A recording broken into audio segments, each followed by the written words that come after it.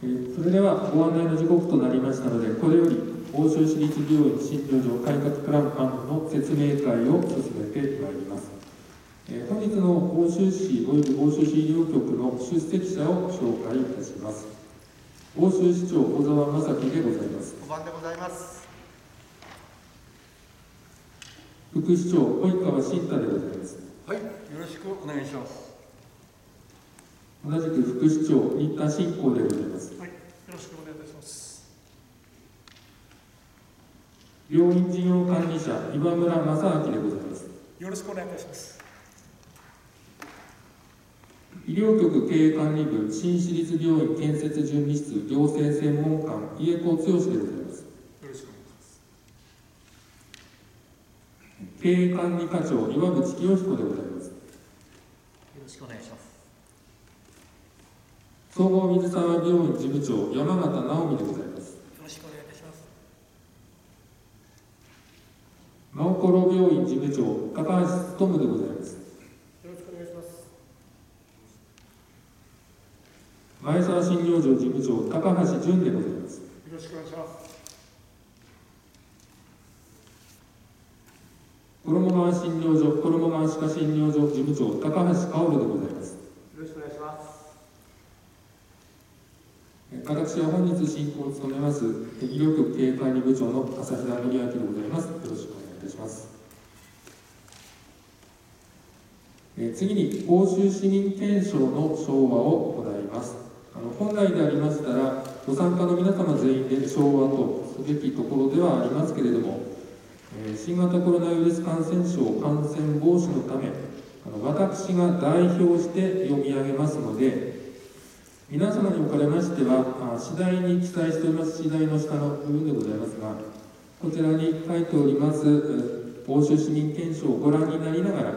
声は出さずに心の中でご唱和をお願いしたいと思います。それでは参ります。欧州市民憲章、私たちは歴史、伝統、自然に恵まれたこの町の市民であることを誇りとし、さらに良い町を目指して市民憲章を定めます。一つ、ふるさとを愛し、生き生きと働くことができる町を作ります。一つ、進んで学び、文化の香り高い町を作ります。一つ、みんなが手をつなぎ、健康で明るい町を作ります。ありがとうございました。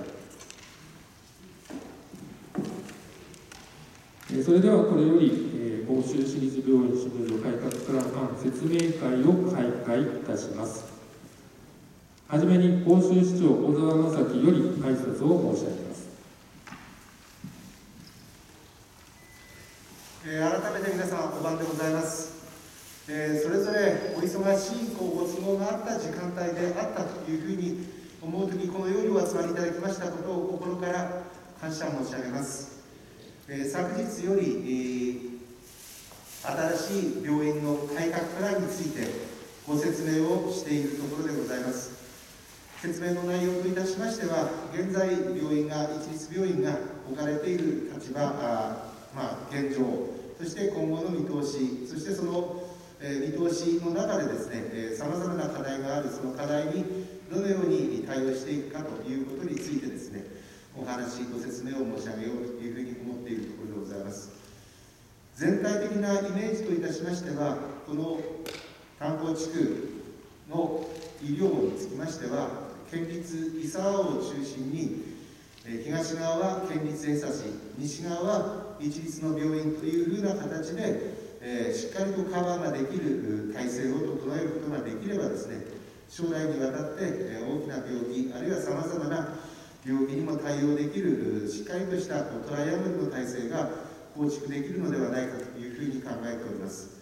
岩手県におきましても、県立江差市については引き続き地域医療を中心とした形の中でですね、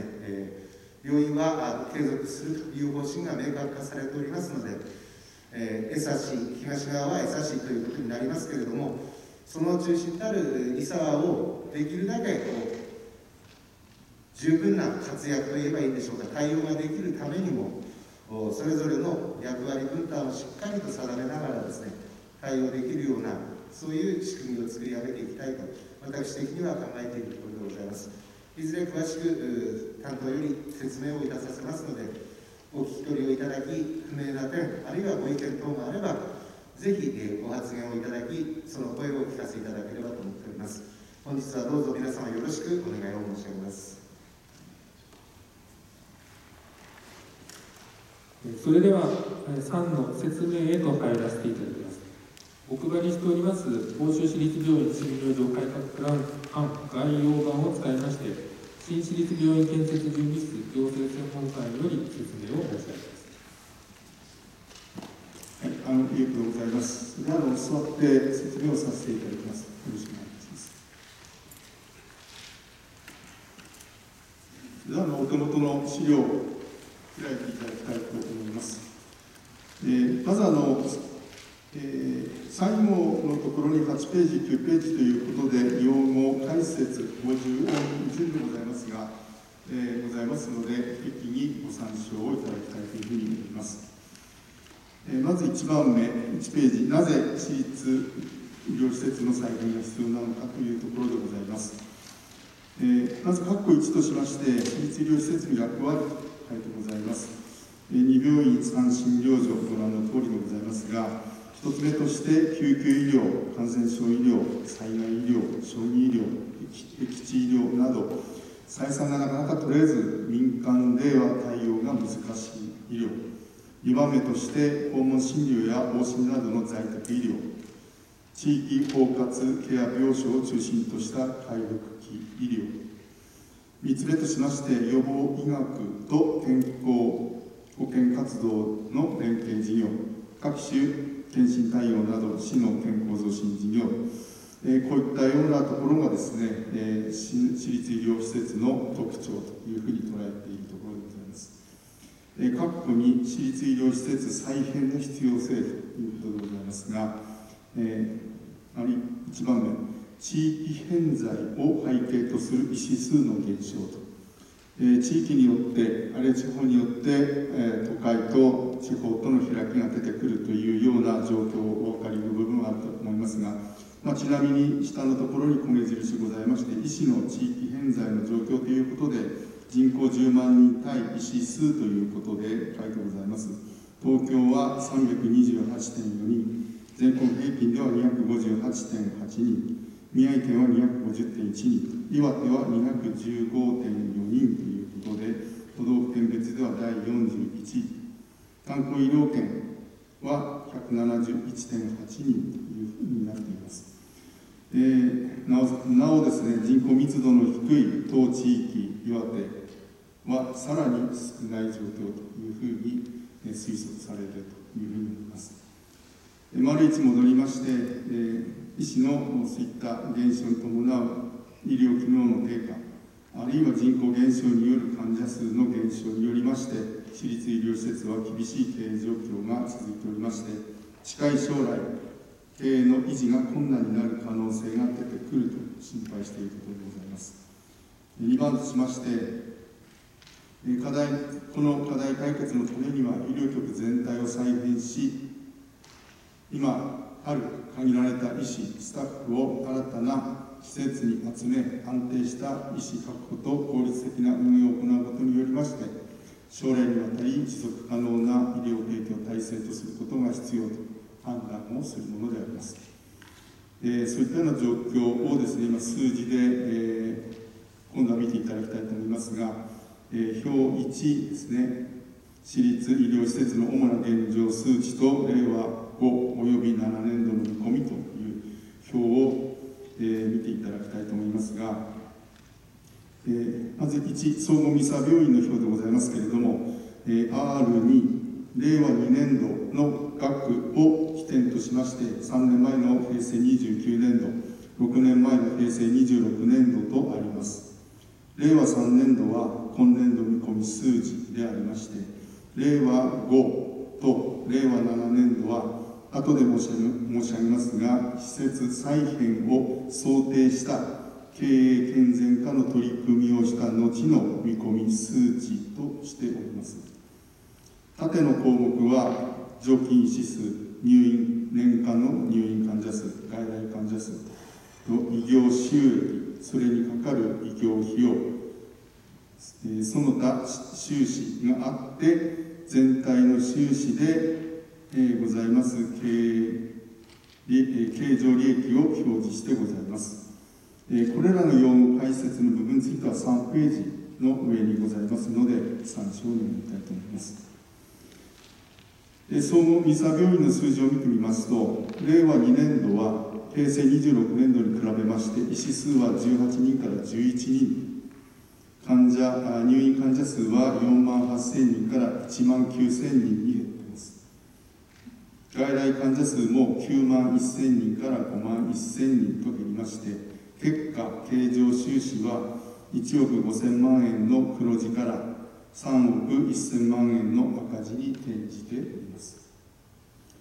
令和3年度は7500万円の黒字になっておりますけれども、その他収支が多くなっております。これは三沢病院がコロナ感染症の病床対応をしていることから、重点医療機関指定補助金をいただけることから黒字となる見込みとしておるものであります。コロナ収束後はこれがなくなるわけですので、また赤字に転じていくと見込んでおります。2番のマンホール病院ですが、常勤医師10人から現在は医師8人となっています。うち3人は歯科医師ということです。コロナの影響もございまして、入院や外来患者とも令和2年、3年とも減ってきております。水沢病院と同様、医療収益より医療費用が上回っておりますので、その他収益を超えましても経常利益は赤字の状態が続いているということになります。2ページは、各診療所関係でありますけれども、1ページと同様に見ていただきたいのですが、令和2、3ともコロナなどの影響で患者数は減少しております。加え、前沢診療所については、令和3年に訪問看護部門を水沢病院と統合した関係で、外来患者数が減少しております。今後については、コロナ収束後を想定し、患者数の若干の増と経費の節減を図っていきながら、令和5と7において、表の通り、経常収支の改善を見込んでおります。表の一番下は、5つの施設の合計数字であります。厳しい医師確保の状況から、医師の大幅な増は安易に見込めないことから、経常収支では、平成26年度の黒字から、令和2年度は4億円の赤字、今年度は三沢病院のコロナ病床対応補助金の関係で全体でも若干の赤字で済みそうでありますが、その後は赤字幅がまた膨らむ見込みとなっております。加えて3ページの表に統合した場合としなかった場合の現金預金残高、いわゆるキャッシュフローの推移をご覧いただきたいと思います。令和元年から12年までということで、この表の対してちょっと下にコメントをしております。統合することによりまして、国の機能再編支援補助金、これは、後で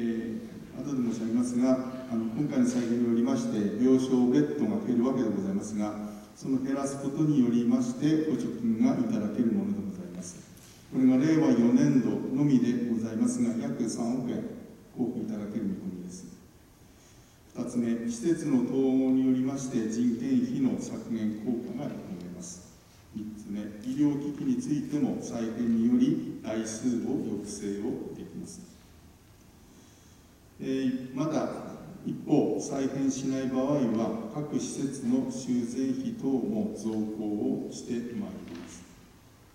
以上が大きなこの表の数字の推移の特徴でございますけれども、再編統合とならなかった場合は、令和10年度に預金が底をつくというふうに見込んでおります。その後さらに拡大するというような状況でございます。以上、このように厳しい経営状況の一端をお示しさせていただきました。それに対してですね、2番としまして、具体の再編方針でございます。括弧1、私立医療施設の再編方針、1、総合ミサ病院、マンホル病院および前沢診療所を統合した新病院を建設し、令和8年度の開院を目指す。開院までは各施設での診療を継続します。2番、この他診療所は病床を新病院へ集約しますが、僻地医療維持のために同診療所およびこの他歯科診療所は継続をいたします。括弧2、新病院の機能、1番、急性期から回復期医療、感染症への対応、地域包括医療および予防医学の機能など各施設の特徴的な取り組みを引き継ぎます。2番、現在標榜しております診療科は維持することを基本としつつ、回復期を中心に急性期にも対応できる病院を目指します。現在の標榜診療科はご覧の通りでございます。4ページでございます。3としまして、病院内に在宅医療を担当する部門を設置し、入院や急性期などとの連携を取りながら、在宅医療を実施をして、日常の生活や退院後の支援、急変時の対応、看取り等の在宅医療介護推進体制を構築をしてまいります。具体の実施検討項目、これから検討していく内容は以下のとおりです。としまして、2つの病院が担ってまいりました地域包括ケア病床を継続してまいります。意として、機能強化型訪問看護ステーションの指定を取得して、より手厚い訪問看護を行います。としまして、現在、市の地域包括支援センター内に設置しております在宅医療介護連携拠点を新病院に移しまして、医療と介護のサービス資源情報を一元管理することによりまして、病院と介護施設、介護医療と介護、在宅医療と介護をつなぐ拠点としまして、本人や家族に寄り添った医療と介護の連携支援の充実を目指していこうとするものであります。としまして、再編後のマンコロ病院と前沢診療所の施設については、地域密着の医療・介護連携施設として活用をしてまいりたいと考えております。括弧3、病床機能及び規模。1、新病院の目指す機能及び稼働病床数などの現状を踏まえながら、少子高齢化が進む中、地域包括ケア病床を維持します。2つ目、急性期病床を縮小し、開院当初の病床数を235から124床程度にしようとするものであります。表の3は、その新病院の病床数の再編案でございます。再編前、総合ミサ病院、マンコロ病院、2病院、2診療所、合計235床ございます。うち、総合ミサ病院が50、前沢診療所19は、9床中でございます。再編後につきましては、急性期115床36人、回復期を97を84、うち地域包括ケア病床は52、感染症病床は4、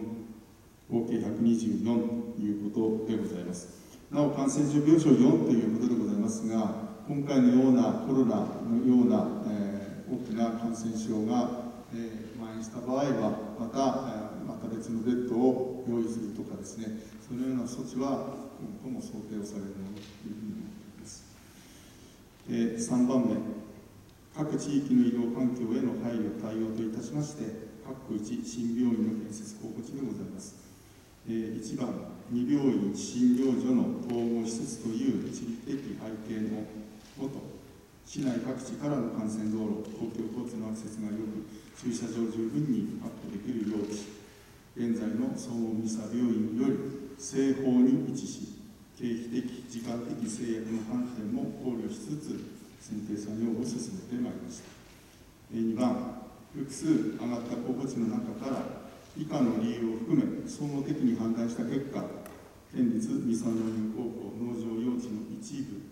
約1万8000平米でございますが、最も有力な候補地としたものであります。あとしまして、房州スマートインターチェンジ入り口道路に接しており、速やかな救急搬送が可能であること。意としまして、県道に面しておりまして、間口が全面的に確保できる。用地の取得に関し、学校側の理解を得ておりまして、早期着工が可能であること。3、このことによりまして、本市の先ほど市長が申されましたように、本市のほぼ中央部に県立伊沢病院、北東に県立江差病院が存立をし、県南方面には、南西方面には新市立病院が位置されれば、人口分布、地理的にも公立病院機能として比較的バランスよく配置される位置関係が構築されるものと考えております。4番として、今回の再編案を機に、県立江差病院さんには、本市の北東地域の拠点医療施設として、県の機能充実の働きかけ、県への機能充実の働きかけや、市医療局との連携強化によりまして、市全体の地域医療基盤の一層の底上げ、あるいは充実を目指してまいりたいと考えているところであります。括弧に新病院建設後の交通利便性の確保ですが、通院の継続や高齢化の進展等に配慮した地区内交通との連携、新病院と各地域をつなぐバス交通網を構築するとしております。括弧3、僻地医療体制の維持、僻地診療所を設置している江差東部及び衣川地域は、炭鉱医療圏域の中でも人口減少、高齢化が最も著しい地域であることから、引き続き僻地医療提供体制への維持継続に取り組みます。江差東部地域は、欧州病院の協力をいただいて行っている移動診療者による巡回診療を今後も継続してまいります。衣川地域は、衣川診療所、地域のかかりつけ医としての医療提供体制に引き続き努めながら、入院をする場合は新病院がこれを受け入れ、衣川歯科診療所は引き続き運営を継続してまいります。4番目、新病院開院までの経営健全化の取り組み、このような厳しい経営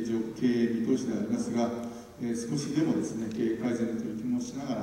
ら、収支を改善してまいりたいというものでございます。まず、括弧1、収益向上に向けた取り組みということで、1番、病床利用率向上と患者数の増加対策。で、中落ちは、具体の取り組みとなりますが、ご覧いただければというふうに思います。2番目、診療報酬制度への的確な対応。3番目、高額医療機器の共同利用。4、管理職兼教育経営人材の育成。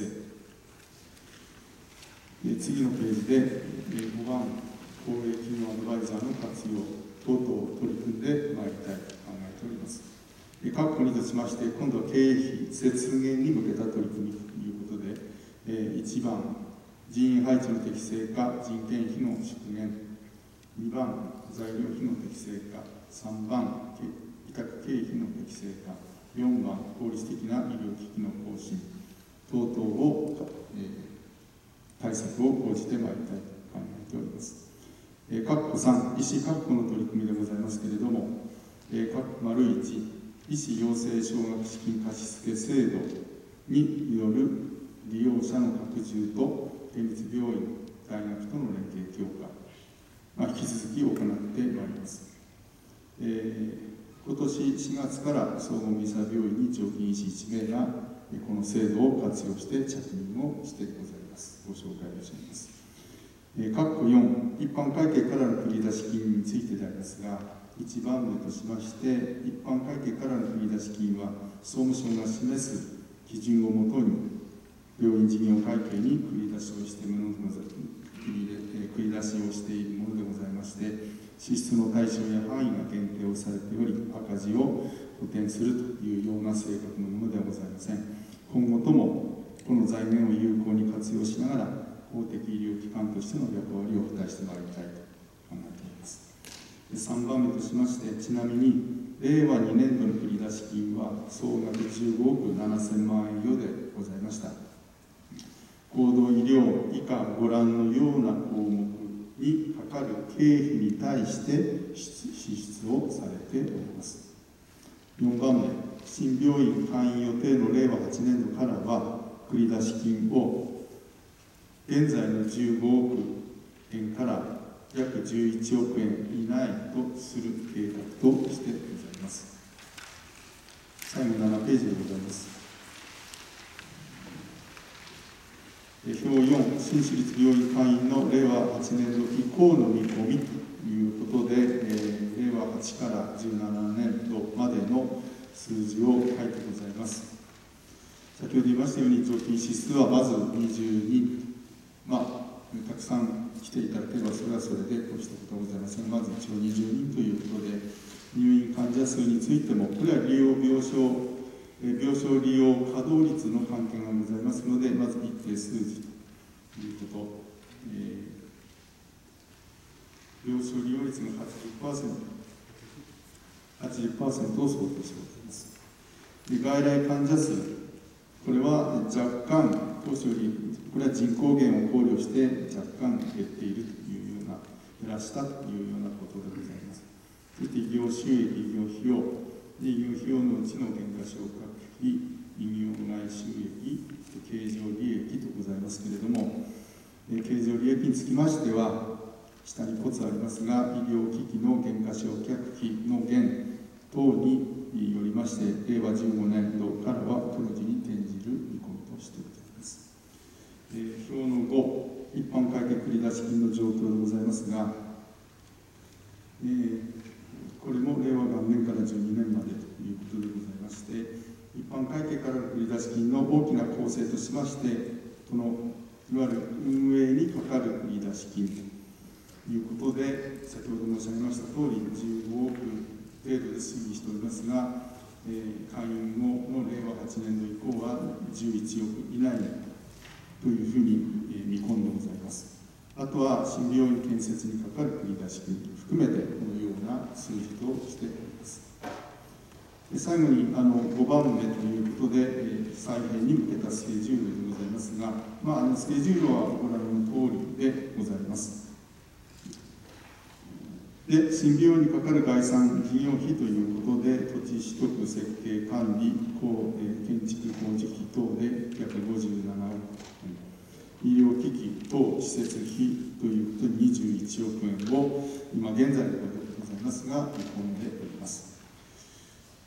資料の説明は以上です。